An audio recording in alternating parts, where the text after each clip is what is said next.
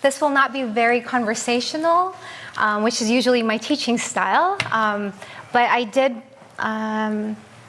extract a lot from my dissertation, which took years to write, so I am happy to share that here. So welcome. I'd like to give a warm welcome to everyone.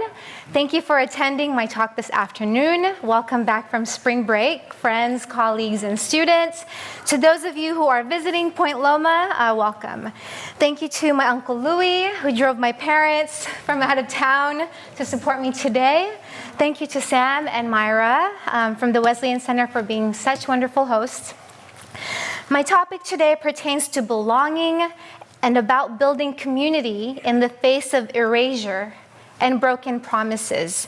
In my efforts to bring to the forefront what has been marginalized, I would like to acknowledge the indigenous peoples who call themselves the Kumeyaay, who have been on this land for 10,000 years before colonization by Spain and by the US. At a recent Christian conference, I watched how indigenous people started their gatherings by introducing themselves and their communities, and then cultivating a space of reverence by telling those who are present that they are their relatives. I was moved by this ritual, and in appreciation for what they have modeled for me, I would like to do something similar here today. My name is Jimiliz Maramba Valiente Neighbours, oldest child and only daughter of Jimmy and Lisa Valiente.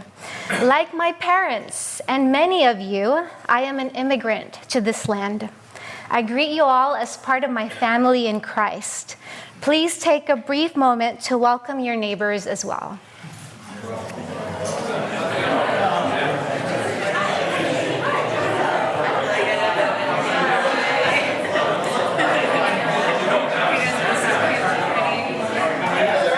Welcome, Tyler.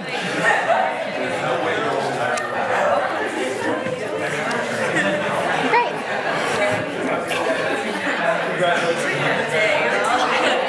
I'll start. Excellent. I am humbled by all of the people who helped me with this dissertation. I would first like to express my gratitude for the Filipino World War II veterans and their families for opening their doors to me. Their stories have encouraged me to think about what democracy looks like and the challenges and rewards of building community. I also thank the community members and organizations who metaphorically opened doors for me and the people who literally helped me knock on doors. For some interviews, I had teams comprised of aunts, uncles, cousins, or family friends. I am so proud that my family members who do not come from academic backgrounds have their fingerprints all over this work. I also want to recognize that the catalyst for this research is when I learned that my grandfather from my dad's side, Lolo Francisco Valiente, was a World War II veteran, which I only discovered after he passed away. My families, including my in-laws and my friends, propped me up so that I was able to stand when I felt weak, and so that I was able to stand tall when I felt strong. I am grateful for my brothers John and Ian, who have supported me through texts, phone calls, and the shared Netflix account. I am deeply appreciative of my parents who tell me that they pray for me every night. And much thanks to Robert, who has been an incredible partner through it all. Imagine my surprise and confusion while on an interview, a Filipino World War II veteran in the Philippines claimed he was a United States American citizen. I asked politely whether I could see his citizenship papers, and he said he had none. Assuming that he just didn't know where his papers were, I then simply asked him when he had immigrated to the US.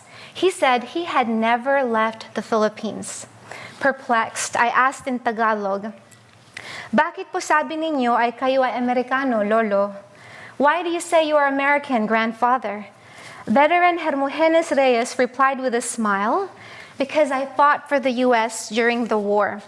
I would come to find that many other Filipino World War II veterans shared similar sentiments. That's him. In 1942, the U.S. recruited over 500,000 Filipinos in the Philippines to fight during World War II. with the promise of American citizenship in return for their wartime service. Even after the victory of the U.S. and its allies in 1945, the U.S. government continued to recruit them to serve under the American flag for post-war reconstruction and the development of military bases in the Pacific. But in February 1946, the promise was broken. The U.S. government signed the Rescission Act, which classified the Filipino veteran service as inactive and denied them recognitions and rights as American veterans. The promise of American citizenship and the ability to move to the U.S. was finally fulfilled with the 1990 Immigration and Nationality Act, almost 50 years later, when the Filipino veterans were already in their senior years. Some of them braved the move, but many others stayed in the Philippines out of concern for their old age and separation from their families. Those who did come to the U.S. found out during the visits to the VA that they were ineligible for veteran benefits. Since the 1990s and to this day, veterans and their advocates nationwide are still fighting to overturn the 1946 Rescission Act and to finally gain full recognition as American veterans. The existing literature on citizenship leaves unanswered the following questions. How can we explain the phenomenon of people claiming citizenship and having feelings of belonging to a nation to which they have never been? What is the basis of these claims and feelings, and how do they persist despite exclusion and denial of recognition? In this presentation, I draw from my veteran stories to offer a way of thinking about citizenship that goes beyond the static citizen, non-citizen binary, to highlight that citizenship is a process that is dynamic, even contentious, and we need a theoretical approach that illuminates not only the state's actions, but also the agency of the people who claim to belong to it. T.H. Marshall defines citizenship as a status, quote, a claim to be accepted as full members of the society. According to Marshall, there is a linear progression of the acquisition of rights, from civil to political, and then finally social rights. Civil rights encompass the freedom of speech, thought, and faith, the right to own property, and the right to justice and equality. Political rights refer to participation in the establishment and administration of the government. Social rights concern economic, social, and cultural rights, such as the rights to education, housing, and healthcare. In recognizing how class and inequality and poverty can impair individuals from effectively practicing these rights, Marshall believed that this progression leads to social equality. Despite its theoretical contributions, there are several limitations to Marshall's model. For one, critics underscore that there are sources of inequality regarding citizenship beyond class. Because Marshall based his arguments on white working class males in England, he missed out on how struggles for citizenship also concern differences based on ethnicity and race, gender, sexuality, religion, and ability. Moreover, marginalized populations who possess formal citizenship can experience having their rights taken away. For example, Mei Ngai points out how Japanese immigrant citizens and their children born in the U.S. lost their citizenship rights, put into internment camps, and were identified as the non-alien enemy. A second critique is Marshall's progressive and linear rights acquisition model is not generalizable to all people. The process is not linear for others, and rights acquisition does not happen only for those who possess citizenship. For example, Yasmin Soysal points out the integration of Turkish non-citizen immigrant guest workers in Europe who are provided civil rights, social rights, and some political rights. Other countries such as the Netherlands, Sweden, and New Zealand allow non-citizens local voting privileges. Third, Marshall's conceptualization of citizenship as a status leaves out the experiences of people who claim to belong without official recognition from the state. Scholars have identified how citizenship is something that even non-citizens can articulate as they seek to cultivate a sense of belonging and membership where they are marginalized.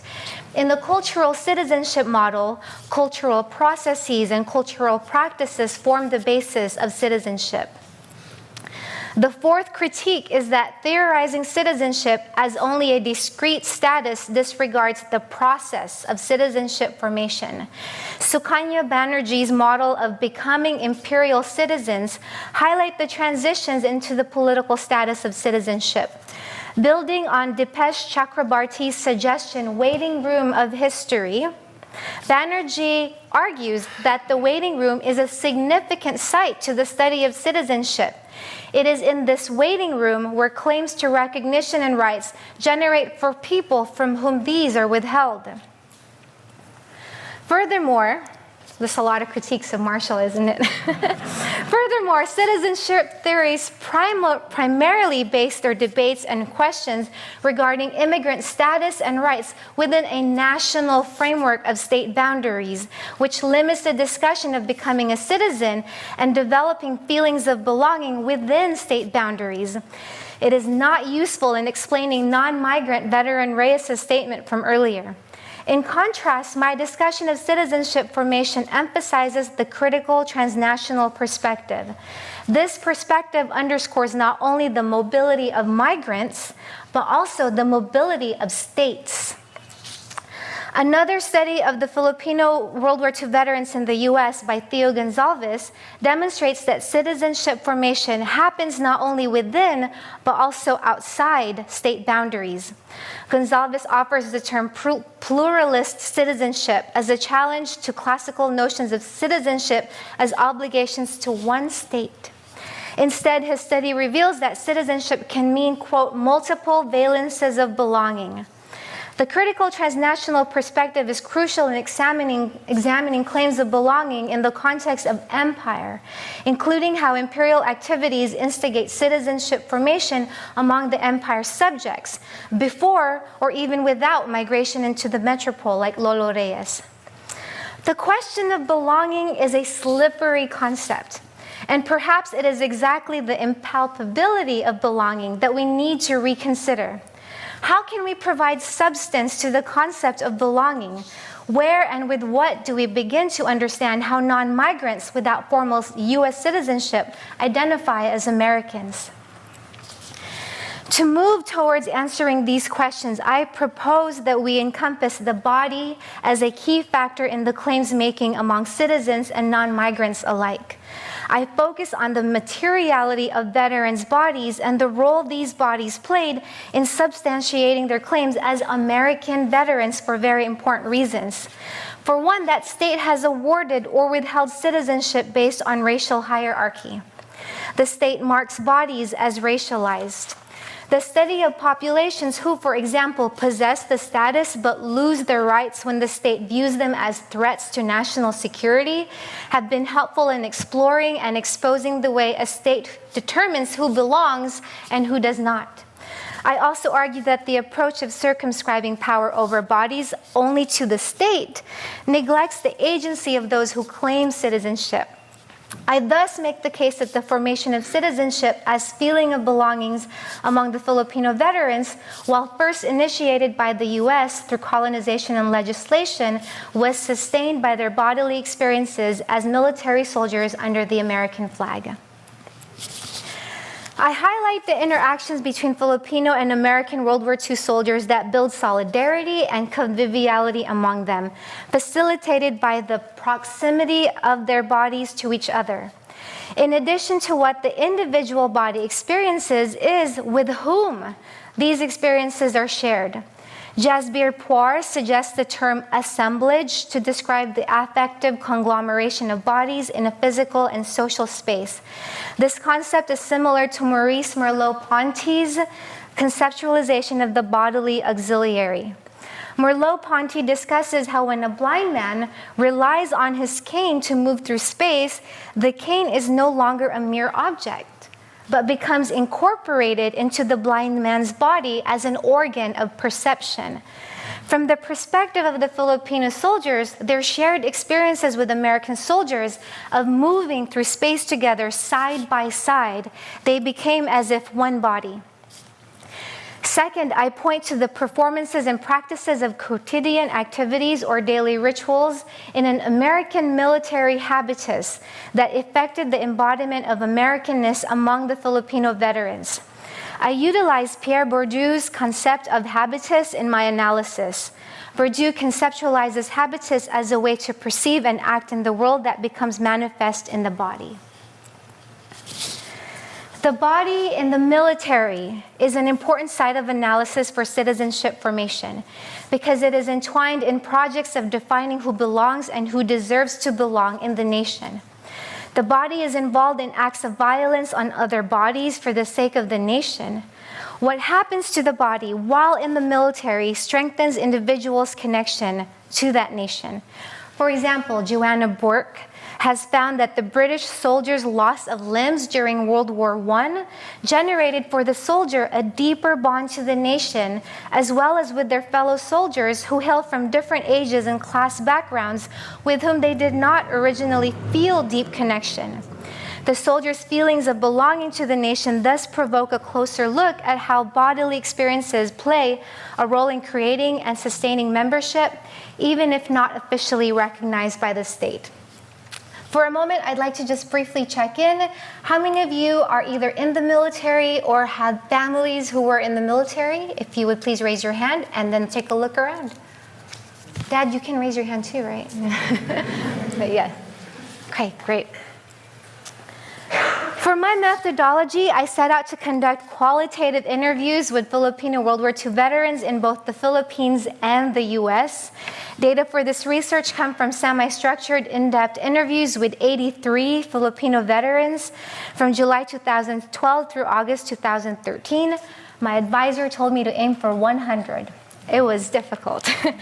Depending on the veteran's ability or willingness to proceed with the process, the interviews ranged from 20 minutes to 2 hours. The primary means of contacting veterans was through community organizations that served the veterans' needs. Other ways were through my own social networks, families, and relatives, and through the snowball method, when a veteran directly introduced me to another, or the veterans gave me their names and contact information. During the interviews, a handful of veterans in the Philippines were more comfortable using their native language, which was either Pangasinan or Ilocano.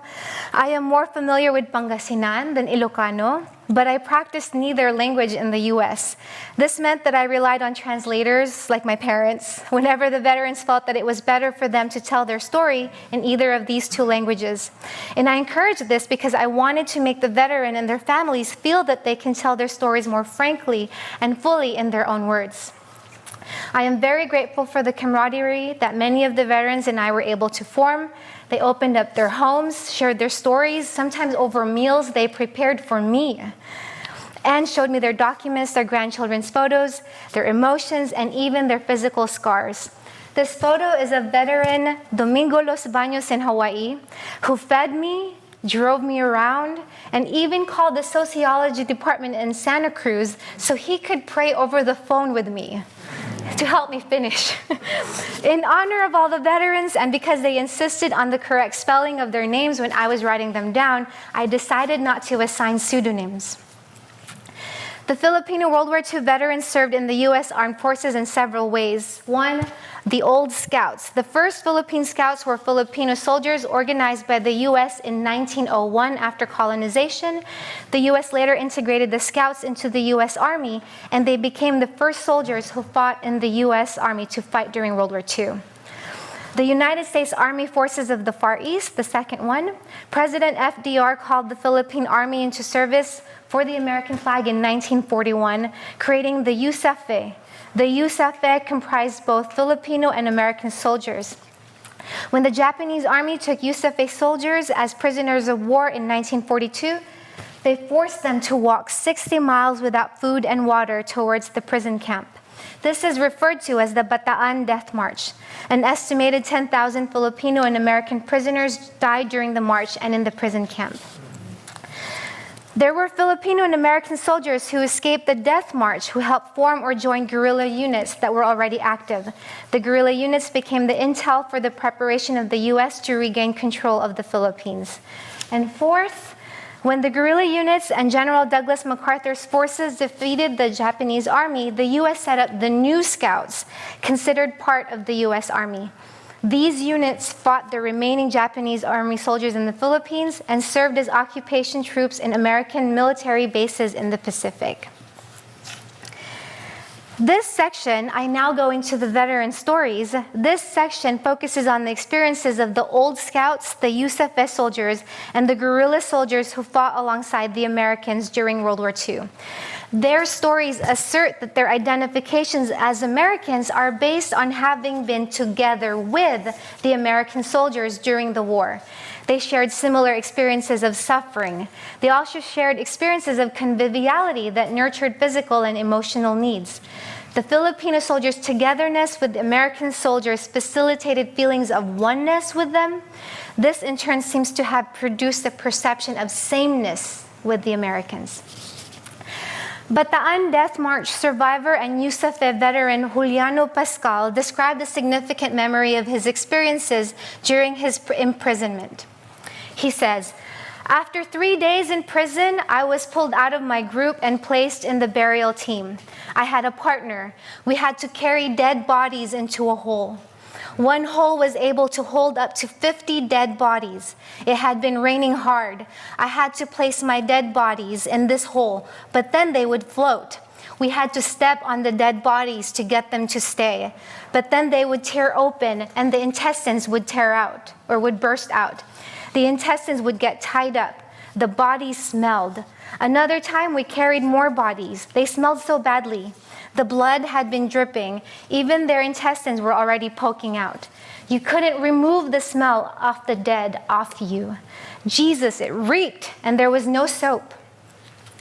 Pascal was assigned to carry the bodies of dead fellow soldiers, both Filipinos and Americans, away from the living quarters of the survivors. But the separation of the dead from the living was not completely possible. When the soldiers carried the rotting bodies to a nearby canal, not only did their bodies touch, the smell of decay permeated their skin, the commingling of bodies in life and death. Pascal's sensory descriptions of the smell, the dripping blood, of the exposed intestines illustrated the extent of the physical contact between Filipino and American soldiers that marked for the former their shared suffering as prisoners on the brink of death.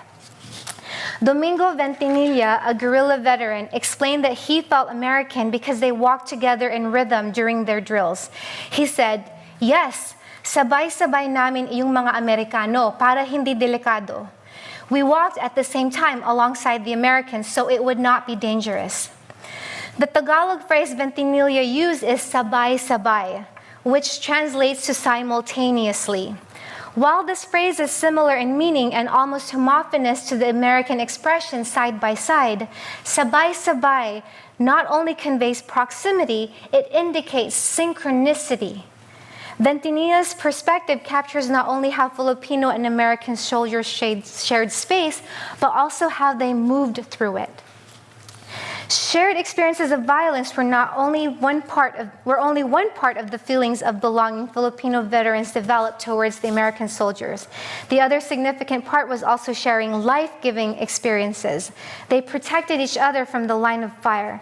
They also received from the Americans medical aid from injuries and diseases. They also shared moments of laughter amidst wartime conditions. These feelings of closeness and a sense of equality with the American soldiers would not have been possible for the Filipinos if it were not for their proximity to each other. For example, there is the act of eating, which, by the way, we have amazing food from the center, so thank you. This act is undoubtedly a corporeal and sensorial experience. This bodily experience of eating together, and especially eating American food together, facilitated the Filipino soldiers' identifications as Americans. First, this act made possible the development of close friendship among Filipinos and Americans. Furthermore, it signified for them an invitation to the table, either literally or figuratively speaking.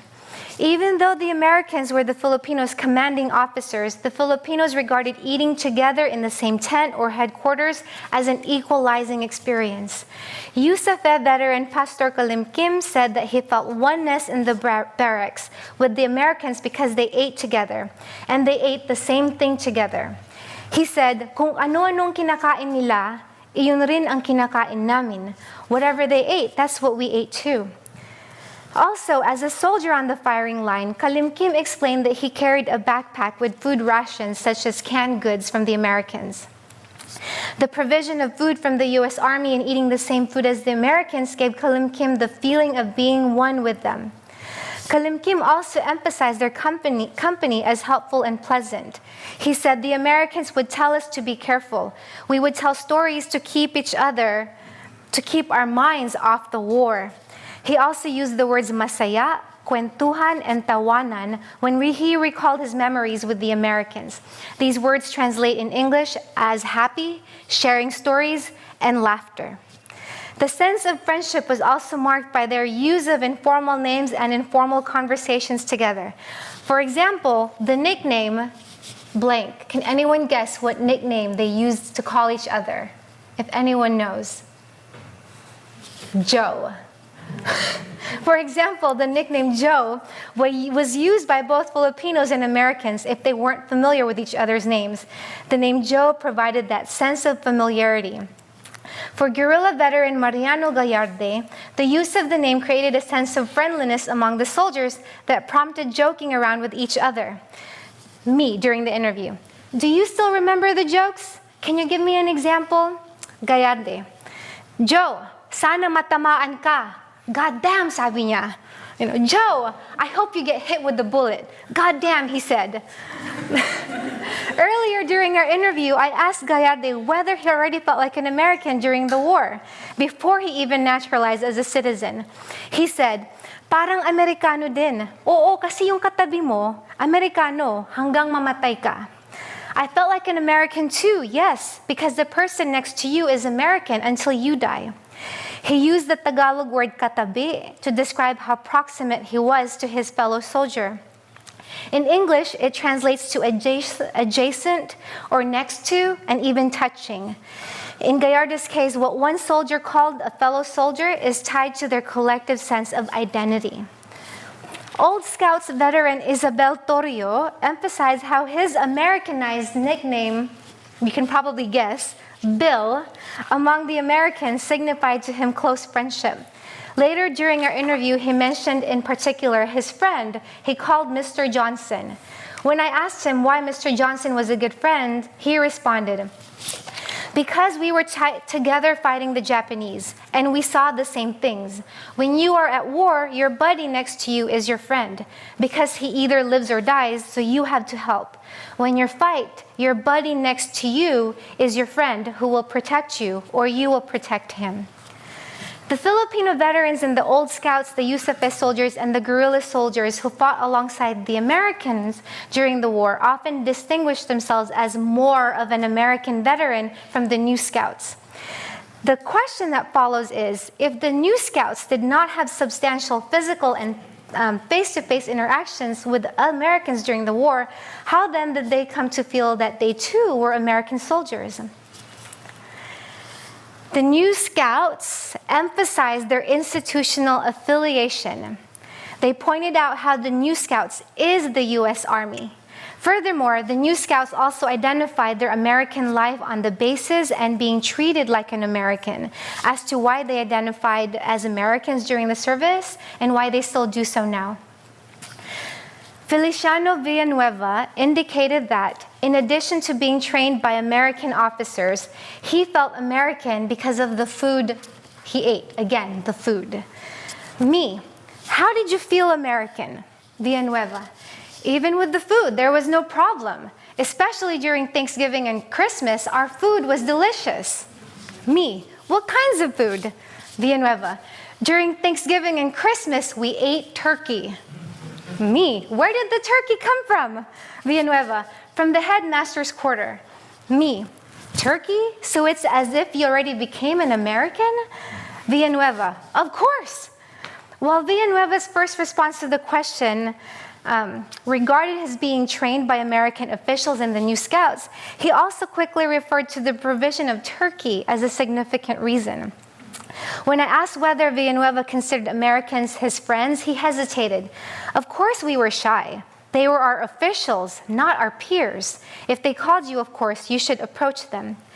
In contrast to the old Scouts, the USFA soldiers, and the guerrilla veterans, the New Scouts did not easily refer to their relationship with the Americans as a friendship.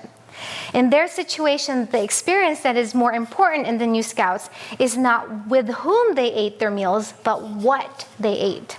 Eating American food provided by the U.S. Army is what mattered to their identity formation. In addition to the food eaten in mess halls, Filipino veterans also mentioned eating donuts, sandwiches, and juice during recreation. For example, Catalino Shapno shared that on Saturdays there would be stage shows with bands and American women dancers. There were also opportunities for playing instruments as well as roller skating. During weeknights, they had movies, which were either war films or training films in English. Shapno said that he felt American because he and Americans were all together on the base and that they were good company. He said the Americans felt like my friends. He emphasized that the American officials and fellow soldiers' treatment of him are what made him feel American.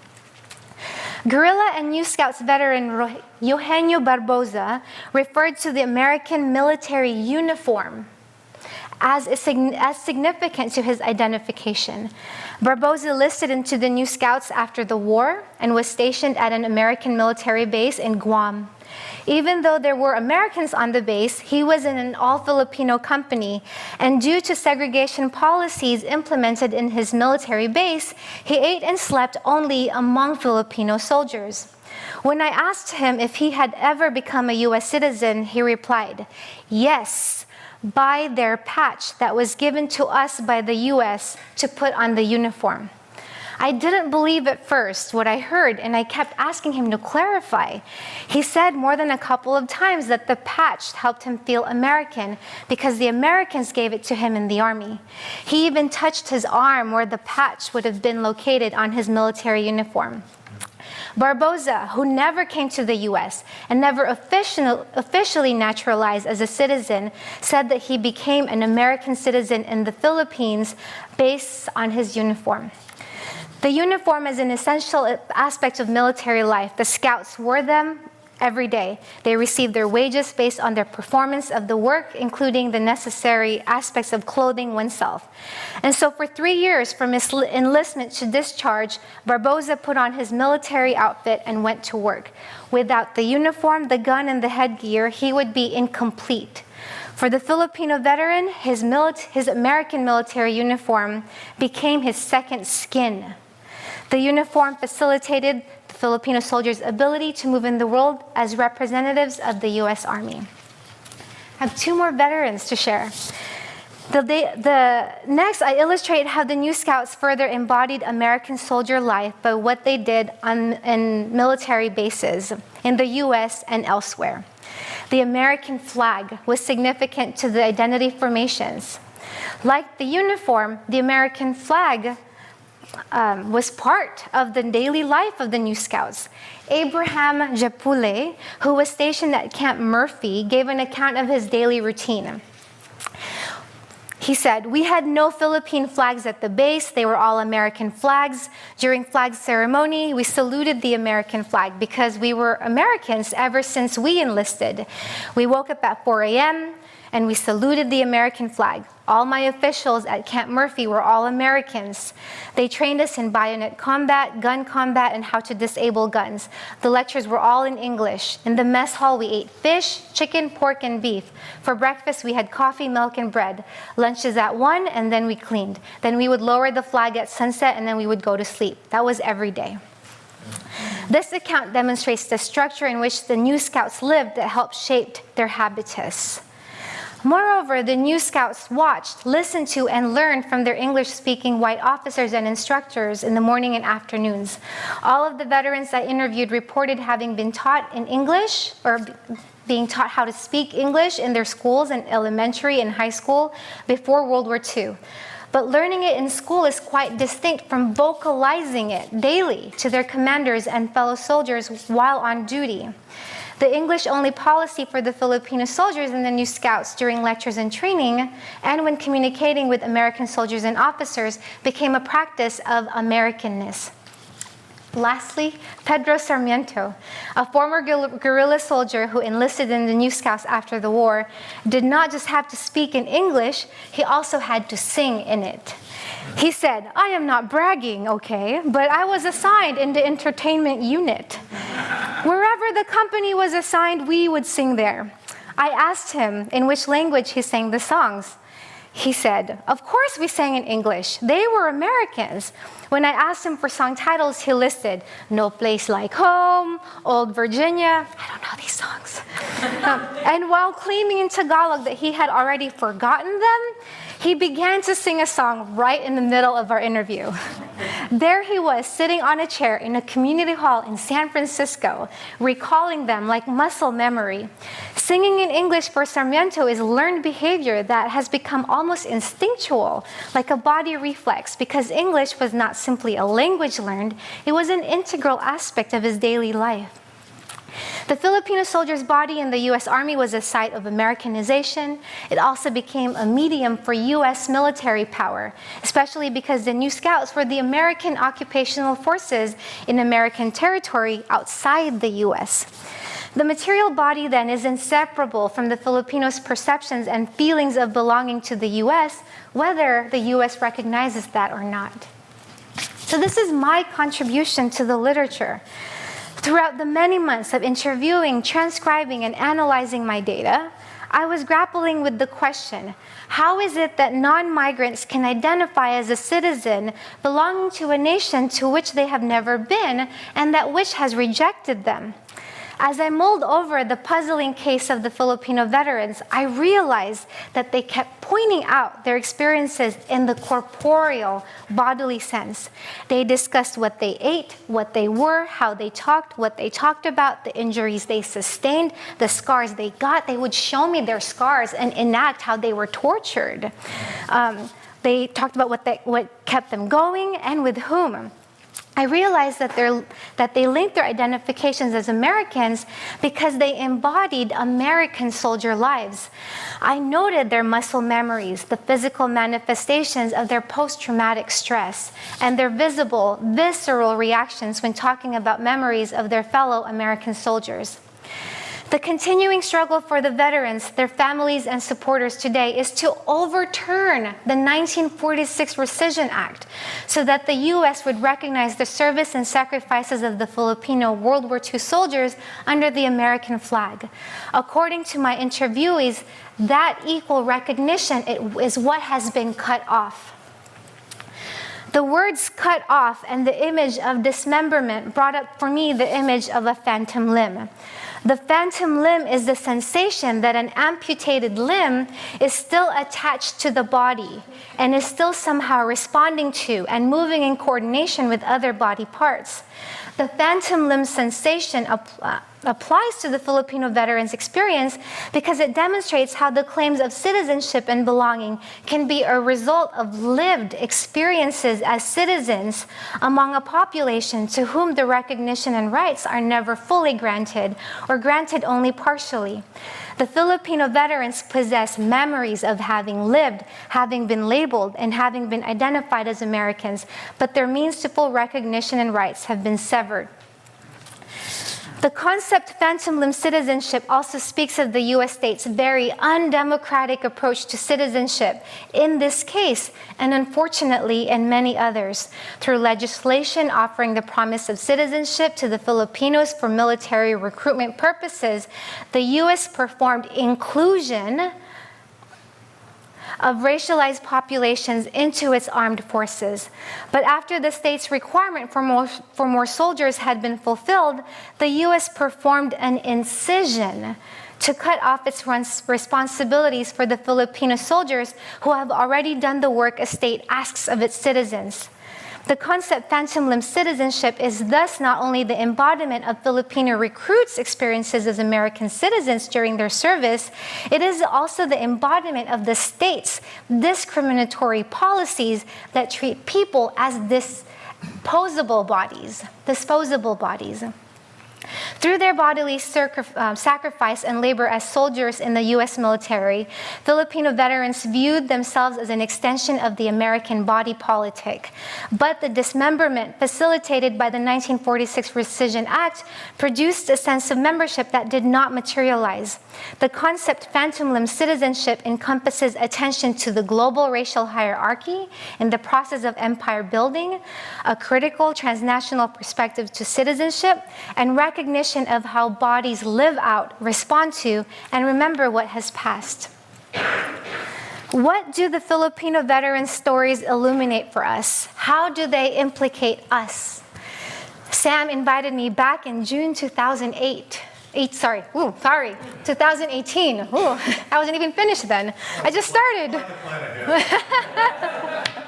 Sam invited me back in June 2018 to share today, before I knew Dr. Brian Benson was coming to our campus earlier this semester to talk about his reflections on the role of bodies to our Christian faith. I am grateful that I can affirm God's message through him and that indirectly he affirms God's message through my findings. Dr. Benson said that, quote, "We are bound to the lives of our neighbors, yes, to our friends and family, but also to others who see differently from us. And also," I quote, "we have to see, hear, and feel one another. We have to allow their lives to shape and transform us so that we can be made into something new." Broadly, my findings show that something life-giving happens when we are close to one another, when we get close to one another, when we share physical and social spaces together, when we eat and laugh and cry together. We find ourselves transgressing physical and social boundaries that humans have created, boundaries that God did not create. So, I echo the calls against the alarming trends of resegregation and the recreation and reinforcement of divisions among us all. Instead, let us draw near to each other, which ultimately draws us near to God. In closing, if you are able and willing, let us please all together read out loud Reverend Dr. MLK Jr.'s words on the screen. "I am convinced that men hate each other because they fear each other. They fear each other because they don't know each other. And they don't know each other because they don't communicate with each other. And they don't communicate with each other because they are separated from each other." Thank you.